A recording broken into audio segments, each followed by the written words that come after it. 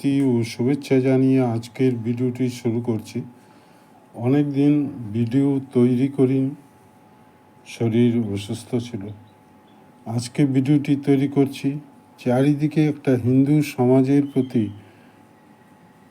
আক্রমণ চলছে, ষড়যন্ত্র চলছে। আমরা দেখতে পেলাম তিরুপতি মন্দিরে লাড্ডুতে গরুর চর্বি, অর্থাৎ যে ঘি দিয়ে লাড্ডু তৈরি হচ্ছে সেই ঘিতে গরুর চর্বি, মাছের তেল। প্রথমে এই অভিযোগ করেছিলেন ওখানকার মুখ্যমন্ত্রী চন্দ্রবাবু নাইডু। তিনি সজ্জন ব্যক্তি এবং আদর্শ মেনে রাজনীতি করেন। দীর্ঘদিন ধরেই ভারতবর্ষ তাকে চেনে। তারপর তার কথাই সত্য হলো যখন ল্যাবরেটরি রিপোর্ট এলো।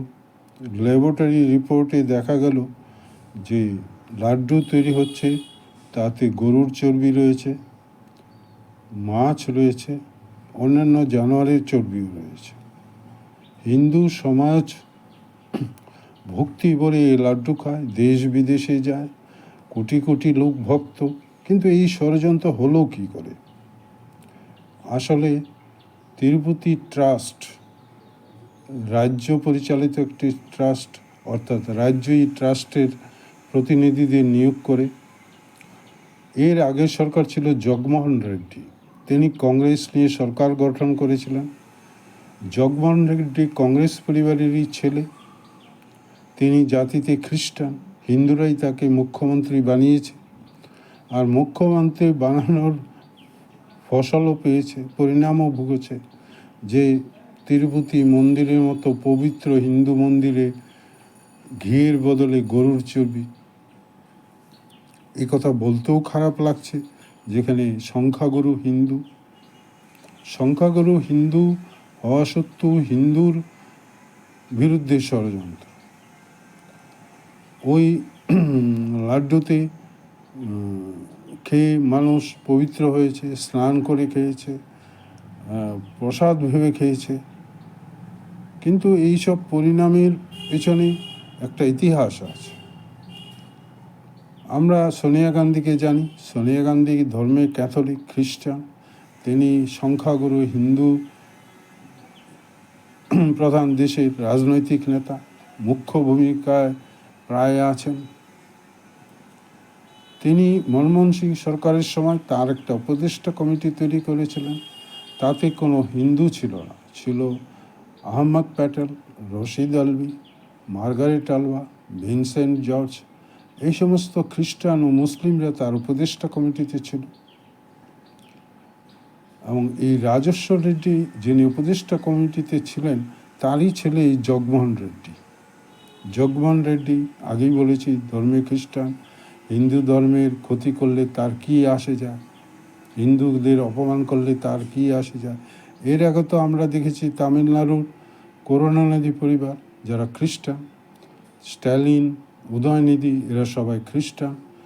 এরা হিন্দুদের সম্পর্কে কুমন্তব্য করতেও ছাড়ে না, কিন্তু হিন্দুরাই আবার তাদেরকে ভোট দেয়। এক আশ্চর্য মানসিকতা। আমরা কিছুদিন আগে দেখেছি রাহুল গান্ধীকে আমেরিকা গিয়ে বলেছেন দেবদেবী ঈশ্বর, হিন্দুদের অপমান করার এর চেয়ে বড় রাস্তা কোথায়। তিনি বলেছেন যারা মন্দিরে যায় তারা বাসে, ট্রামে, যান পরিবহনে মেয়েদের উপর যারা অত্যাচার করে তারাই মন্দিরে যায়। আবার তিনি বলেছেন হিন্দুরা হিংসক, ঘৃণিত, দাঙ্গা করে। কিন্তু আপনি দেখুন কাশ্মীরে 42,000 হিন্দু মরেছে 1980 সালে শেষে এবং 90-এর দশকে, কিন্তু একটি মুসলিমও কি মারা গেছে? হিন্দুরা কি সত্যিই দাঙ্গাকারী? হিন্দুরা কি সত্যিই হিংসা ছড়ায়? হিন্দু ধর্মের উপনিষদে যা আছে পৃথিবীর অন্য কোনো ধর্মে আছে? সেক্স অ্যান্ড ভায়োলেন্স তো খ্রিস্টানিটি এবং ইসলামে আছে। এতগুলি বিশ্বযুদ্ধ তো খ্রিস্টানরা করেছে। পৃথিবীতে হত্যা খুন তো মুসলিমরা করেছে। এত হত্যা খুন তো করেনি। হিন্দুরা তো কাউকে নির্যাতনও করেনি। স্বামী বিবেকানন্দ বলেছেন একথা। তা সত্ত্বেও ষড়যন্ত্র হচ্ছে। এই ষড়যন্ত্রের মূলে দায়ী হিন্দুরাই। কারণ হিন্দুরা রাজনীতির সময় ধর্ম মানে না, তারা ভাবে জাতপাত ঊর্ধ্বে। পশ্চিমবাংলাও তাই। পশ্চিমবাংলায় যারা দেশ ভাগ করেছে, যারা হিন্দুদের ভূমিহীন করেছে, ঘরহীন করেছে, 10 লক্ষ হিন্দুকে হত্যা করেছে, কলকাতার মতো দাঙ্গা করেছে, যাদেরকে সমর্থন করেছে বামপন্থীরা, ওই মুসলিম লীগ, তখনকার মুসলিম লীগকে, অর্থাৎ জিন্নাহ সোহরাওয়ার্দীকে, সেই বামপন্থীদের ক্ষমতায় এনেছে। এরা কি হিন্দুদের জন্য কিছু করবে? না, করেছে।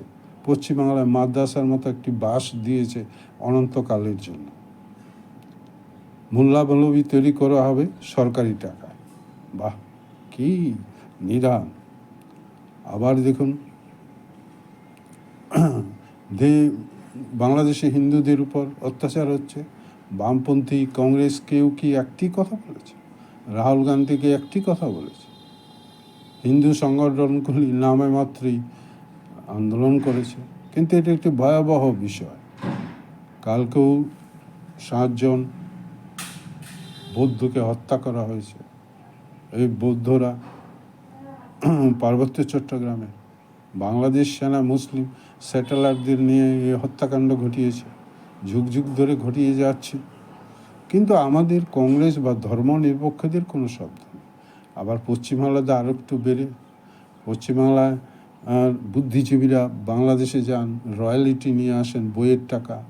আরব বাজার, যেটা আনন্দ বাজার, সেই আরব বাজারে শয়তানির শেষ নেই। এই সমস্ত শয়তান বুদ্ধিজীবীরা বসে থাকে, তারা বাংলাদেশ থেকে রয়্যালিটি নিয়ে আসে, অর্থাৎ টাকা, বইয়ের টাকা নিয়ে আসে, আর সেই মতো তারা বলে ওখানকার হিন্দুরা ভালো আছে। ওখানে গিয়ে উল্টাপাল্টা বলে আসে, তাতে হিন্দুদের অসুবিধাই হয়। আমরা কদিন আগে গৌমহংস রন্ধনকারীকে দেখেছি। আজ বাংলাদেশে জামাতে যে এত অত্যাচার চলছে, তারা কোথায় পরমব্রত, কোথায় শীর্ষেন্দু ভগবত? সুনীলটা তো মরেই গেছে।